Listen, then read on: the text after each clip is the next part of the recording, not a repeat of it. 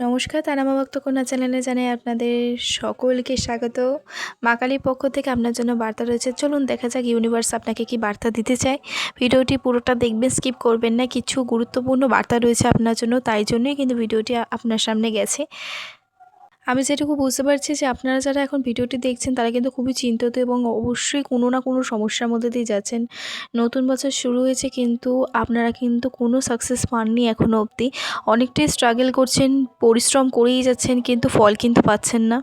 আপনার কিন্তু অনেক শত্রুরা রয়েছে যারা আপনার ক্ষতি করার চেষ্টা করেছে ব্ল্যাক ম্যাজিকের সাহায্যে, কিন্তু তারা কোনো ক্ষতি করতে পারেনি, কারণ মা কালীর আশীর্বাদ আপনার সাথে ছিল।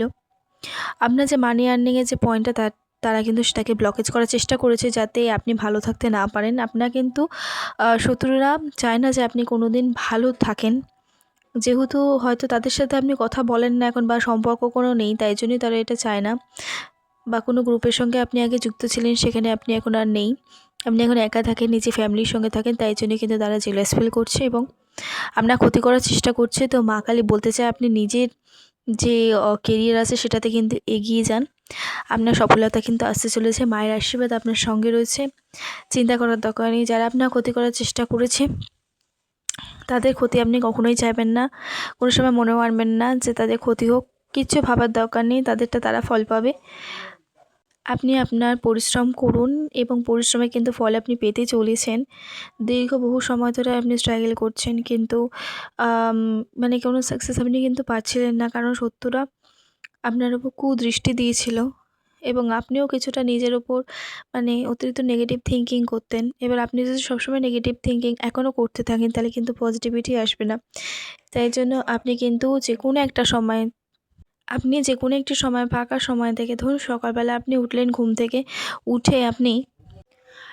ধরুন আপনি উঠলেন, উঠেই একটু শান্ত হয়ে একটা জায়গায় বসবেন আসন করে।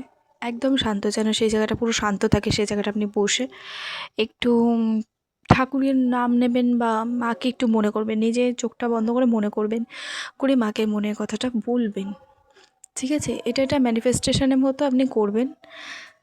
মন থেকে মাকে ডাকবেন যে কোনো সময়। আমি সকাল বলেছি বলে সকাল করতে হবে তার কোনো মানে নেই।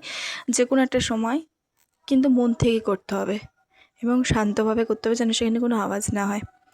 ঠিক আছে? তো এটা করবেন, দেখবেন আপনার মনটা কিছুটা শান্ত হয়ে গেছে। আপনার যে নেগেটিভ থিঙ্কিং সেগুলো চলে গেছে। আপনি একটু শান্ত অনুভব করবেন, আপনার মনটা হালকা লাগবে। মাকে মন থেকে যদি ডাকেন, দেখবেন আপনি অবশ্যই সাড়া পাবেন।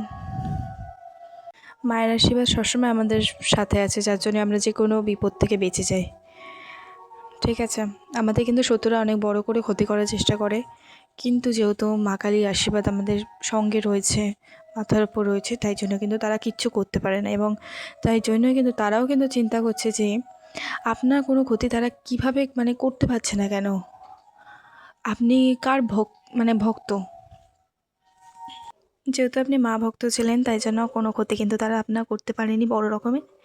শুধু মানি আর্নিংয়ের জায়গাটা দিয়ে ব্লকেজ করার চেষ্টা করছে, সমস্যা ক্রিয়েট করার চেষ্টা করছে।